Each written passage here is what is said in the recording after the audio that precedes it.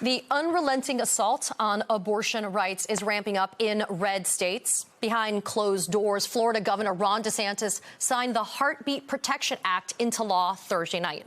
This changes the state's 15-week abortion ban to just 6 weeks of pregnancy. Now, that's a time when most women don't even know that they're pregnant. The law does include some exceptions, such as when the woman's life is at risk. But the truth is that doctors in Florida, fearing severe legal consequences, have already been hesitant to take action when those medical exceptions are to occur. My next guests faced that harsh reality firsthand when they were both diagnosed with preterm premature rupture of the membranes. Now it's called PPROM. That's a life-threatening condition for the fetus and the mother. Typically, in this situation with PPROM, before Roe was overturned, doctors would offer to induce labor or perform a surgical procedure to end the pregnancy.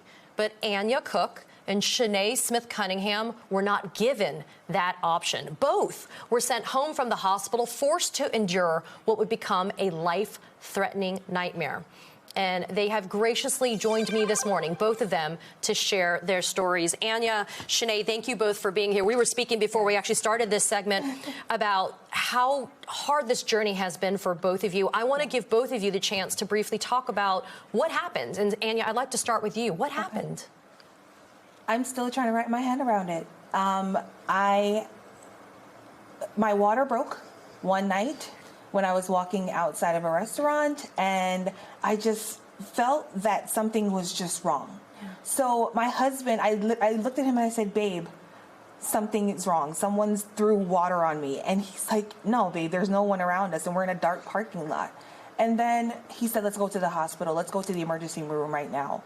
Went to the emergency room, and I sat there in the waiting room for an hour with amniotic fluid still dripping onto the floor.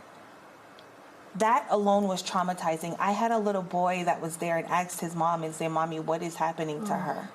So then we had an ultrasound. They sent me back for the ultrasound, and my daughter was still moving around and her heart was still beating.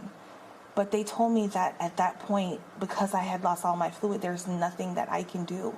So I looked at him, I said, okay, so what are you going to do? Are you going to, what are we supposed to do? Are we terminating? He said, we can't do anything.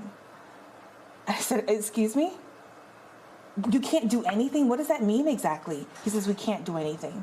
So I said, wait, so basically I have to go home and wait it out. Yeah. Wait it out. And he's like, unfortunately, dear, I'm so sorry. You're sorry for what? That I'm now going to have to deliver my daughter, who will not be alive when she's born. And then what? Where do I put her? How do I transport her back here? Oh my God. What is my husband supposed to do in that situation? How long will this happen from now? Will this happen days from now? I'm not a doctor. I don't know when this is going to happen. And as I sat there and I looked at him and he looked at me and he said, I'm so sorry. That's it. That's it. And I said, are you serious? That is it? You have nothing else to say to me? You're not going to help me? And then the nurse comes and she's so angry. And she just says, damn it. And I said, okay, I'm going to get out of here because you can't help me anymore. There's nothing else that you can do for me. And he said, I'm so sorry. I'm so, so sorry.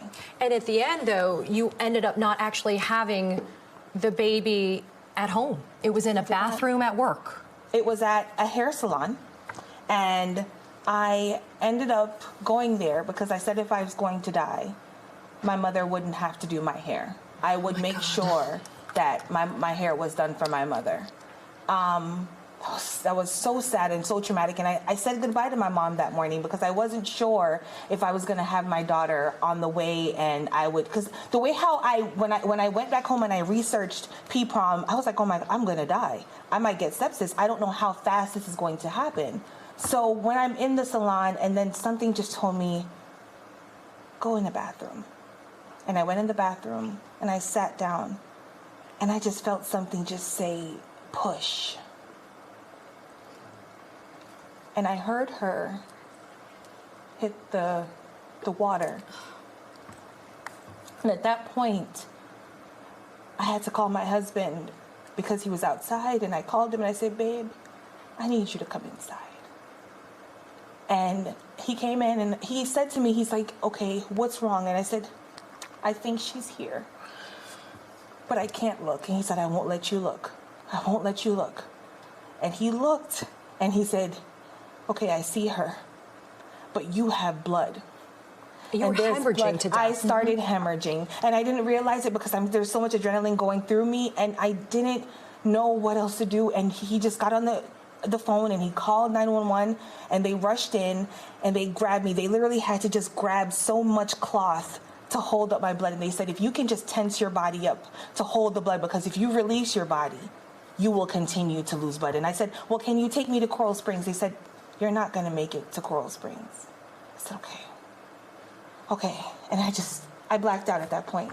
Shanae, you also had PPROM. Yes. The same condition, same situation where the hospitals wouldn't help you. On the same day. On the same day as my your friend Anya. Mm-hmm. Yep. And the doctors wouldn't help you either, yes, right? My daughter was inside of me for 10 days. I went there 3 times. And the 3rd time, my husband called Memorial Hospital, and it was a different conversation. And I thought, okay, at least they will accept us. When we went there, it was the same thing. And at that time, I was 4 centimeters dilated. And they sent me home. And I said to the doctor, okay, my baby is very small. I don't have to be 10 centimeters dilated to deliver. So what should I do? The doctor looked at me and told me, if my baby comes, I can use something and wrap around the umbilical cord. You were supposed to wrap something around the umbilical cord. So your baby wasn't viable anymore. No. So I'm looking at my husband like, are we going home to do this? And this was December 21st. And I kept telling them that I'm feeling contractions. But they still sent us home. They sent me home. They sent Anya home and everything. And then when December 26th, that's when I started feeling severe pain, and I started changing my sanitary napkin often because I didn't want to end up with infection. And my OBGYN, she gave me her private cell number because there's nothing she can do.